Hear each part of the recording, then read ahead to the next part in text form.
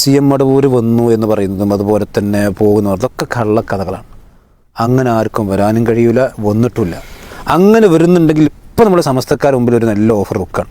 നിങ്ങൾ CM മടവൂരിനെ ഇതാ ഇപ്പോൾ ഈ CM മടവൂരിൻ്റെ വലിയ ആശിക്കായിട്ടുള്ള, വലിയ മുഹിബായിട്ടുള്ള, വലിയ മാധ്യമായിട്ടുള്ള ഇയാളിപ്പോൾ പ്രതിസന്ധിയിലകപ്പെട്ടിട്ട്, കാരണം ഇയാൾ നിരപരാധിയാന്നുള്ള അയാളെ വാദം.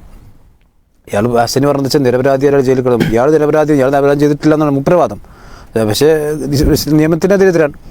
അങ്ങനെയാണെങ്കിൽ സ്വന്തം നിരപരാധിത്വം തെളിയിച്ചു കൊടുക്കാൻ CM മടവൂരിനെ വിളിച്ചു വരുത്താൻ പറ്റിയ ഏറ്റവും നല്ല അവസരമാണിത്.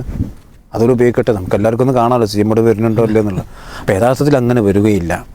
അപ്പോൾ ഇനി ചില ആൾക്കാർ ചോദിക്കും, അള്ളാഹിനോട് ചോദിച്ചാൽ ഉത്തരം കിട്ടില്ല, ഉത്തരം കിട്ടാത്തില്ല. അള്ളാഹിനോട് ചോദിച്ചാൽ ഉത്തരം കിട്ടും ചെയ്യും, ചിലപ്പോൾ ഉത്തരം കിട്ടാതിരിക്കുകയും ചെയ്യും. പക്ഷേ അള്ളാഹിനോട് ചോദിച്ചാൽ ആത്യന്തികവും ഉത്തരം കിട്ടും. അതൊരു പക്ഷേ ദുനിയാവിൽ നിന്നായിരിക്കാം, അല്ലെങ്കിൽ പരലോകത്തു നിന്നായിരിക്കാം, അതല്ലെങ്കിൽ ആൾക്കാരാവുന്ന എന്തെങ്കിലും ഒരു ഷെറിനെ അള്ളാഹു സുബ്ഹാനഹു വ തആല നീക്കിയതായിരിക്കാം. ഇതൊക്കെ അള്ളാഹുവുമായിട്ട് ബന്ധപ്പെട്ട കാര്യമാണ്. അതിനെ പടപ്പുകളിലേക്ക് ചെയ്യാൻ പാടില്ല. കാരണം പടപ്പുകളെ സംബന്ധിച്ചിടത്തോളം ഒരാളെ സഹായിക്കാൻ കഴിയുമെങ്കിൽ അയാളെ സഹായിക്കൽ നിർബന്ധമാണ്. അപ്പോൾ CM മടവൂരിന് ലത്തീഫിനെ സഹായിക്കാൻ സാധിക്കുമെങ്കിൽ ലത്തീഫിനെ സഹായിക്കൽ നിർബന്ധമാണ്, CM മടവൂരിനെ അയാൾ വിളിച്ച് പ്രാർത്ഥിച്ചാൽ. പക്ഷെ അങ്ങനെ കഴിയൂല. അള്ളാഹു സുബ്ഹാനഹു വ തആല പറഞ്ഞു, വഖാല റബ്ബുക്കും ഉദ്ഊനി അസ്തജിബ് ലക്കും.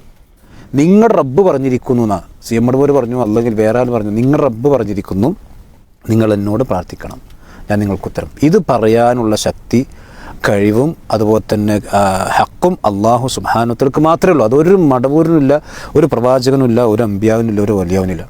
ഈ അള്ളാഹുവിൻ്റെ ഈ ഹക്കാണ് യഥാർത്ഥത്തിൽ ഇവിടെ സമസ്തക്കാരും ഈ സൂഫികളും അതുപോലെ തന്നെ തിരീഖത്തുകാരുമൊക്കെ ഈ കള്ളക്കറാമത്തിൻ്റെ ആളുകൾ ഈ CM മടവൂരിനൊക്കെ കൊടുത്തിട്ടുള്ളത്. അപ്പോൾ അതുകൊണ്ട് നമ്മൾ സമസ്തക്കാരോട് പറയുന്നത് ഇപ്പോൾ നിങ്ങൾക്ക് ഗോൾഡൻ ചാൻസ് കിട്ടിയിരിക്കണം.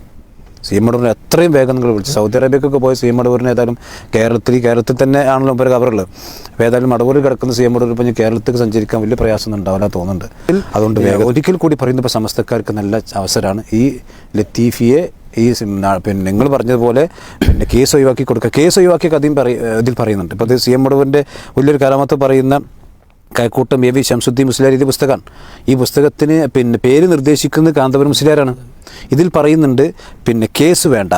ഇതിൻ്റെ 86-ാമത്തെ പേജിൽ, അതായത് കുഞ്ഞഹമ്മദ് ഹാജിയും ഒരു മുസ്ലിയാരും ഷെയ്ഖുനെ കാണാൻ കോഴിക്കോട് ഷെയ്ഖുന താമസിച്ച വീട്ടിലെത്തി.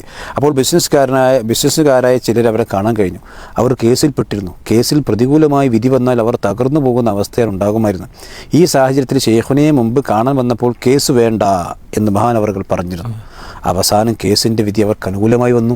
എന്നാൽ അങ്ങനെയെങ്കിലും കേസ് വേണ്ടെന്നെങ്കിലും പറഞ്ഞിട്ട് ഈ ചങ്ങാനെ രക്ഷപ്പെടുത്തണ്ടേ? അപ്പോൾ അതിന് രക്ഷപ്പെടുത്താൻ പറ്റിയ ഏറ്റവും നല്ല അവസരമാണ്.